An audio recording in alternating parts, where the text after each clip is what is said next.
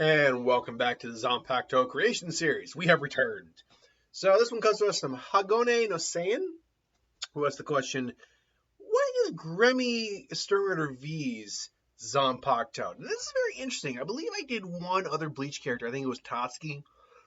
It's weird to do characters in the Bleach universe who aren't Shinigami. And even weirder to convert a Quincy into a Shinigami to figure out what their Zanpakuto would be. But I think I've got an idea of what we can use here. So Gremmy is a very unique individual. Being Sternritter V, he is the visionary. He can literally just imagine anything into existence or pretty much warp reality. If he thinks you're dead, you're dead. If you imagine your bones are cookies, they're cookies. If he imagines lava, the vacuum of space, a meteor, he can do it. But it can also backfire too, because if he imagines his own death, his own defeat, he could end up dying and being defeated. But as I always state, unless it's something that's intrinsically tied to the character to the point where it is a reflection of them, I don't include like their skill set in the Zanpakuto. That's not how a Zanpakuto works. It is a reflection of you, your soul, so forth. And Gremmy, honestly, I don't think the visionary works as a Zanpakuto. First off, we can't really do the visionary as a Zanpakuto because the ability of the Zanpakuto would simply be yes. But there is something else I decided to go with. I liken this kind of something like Shinji's a little bit Zanpakuto with Sakanade, but in a different way. Shinji's is an illusionary Zanpakuto which turns into a Kido Zanpakuto. Kind of. It's more or less a Kido-esque illusion Zanpakuto. Kind of a crossbreed. This one is definitely a Kido-type Zanpakuto, but in a similar vein to Shinji's. What I mean by that is this. It's a standard katana. Its release is warp. Its Shikai and Bankai names, respectively, are Spinning Clock, or Boshitoke, Boshitoke, or depending on the pronunciation, Mararu Toke. Its Bankai is Spinning Shard of Time, which roughly translates to Sumugu Jinkan no Kaken. And the spirit of the Zanpakuto is kind of a nebulous shape-shifting mass of sorts. It doesn't have a coherent form, but it does still stay in a humanoid shape. Now, the reason for that stands because of the Zanpakuto's ability. Now, in terms of what the Zanpakuto looks like when it transforms, I liken it to looking like the long arm of a clock. It's got almost like a arrow tip on at the end. It widens a bit at the base, and it actually has a secondary blade that can flip and kind of look like a small hand of a clock. What this Zanpakuto Shikai would do is essentially warp anything it comes in contact with.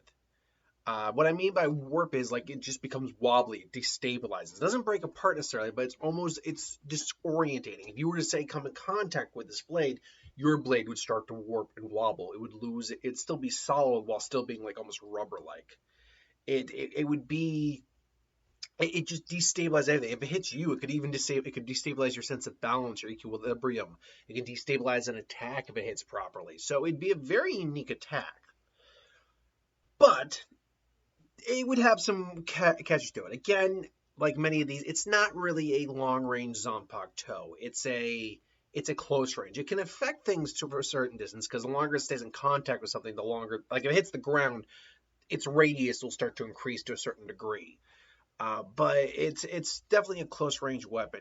It will warp everything around it, including you if you're not careful. And obviously, higher levels of Kido can just overcome it, or just a very powerful attack. Which just warping, say, an energy attack doesn't stop the energy attack. You could still be hit by the energy attack. But the Bankai, I think, would have a really cool release. Basically, because it mirrors the shape of clock hands, you basically just kind of hold it in front of you. It floats, and then you yell Bankai, and it spins like a clock face.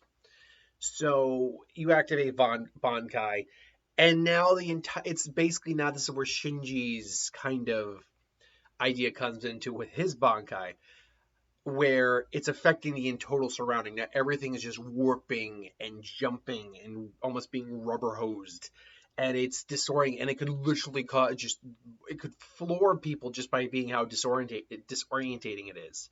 Now, this is not really a lethal Bankai in this sense. This is more of a supplementary Bankai, but in combat with someone, it could still be very useful, as the clock face blades could still be used for combat in that form. But I mean, are caveats to that. In theory, someone who's blind like Tozen might not be as affected by it because their vision isn't being as obscured by it, or isn't being as messed up by it.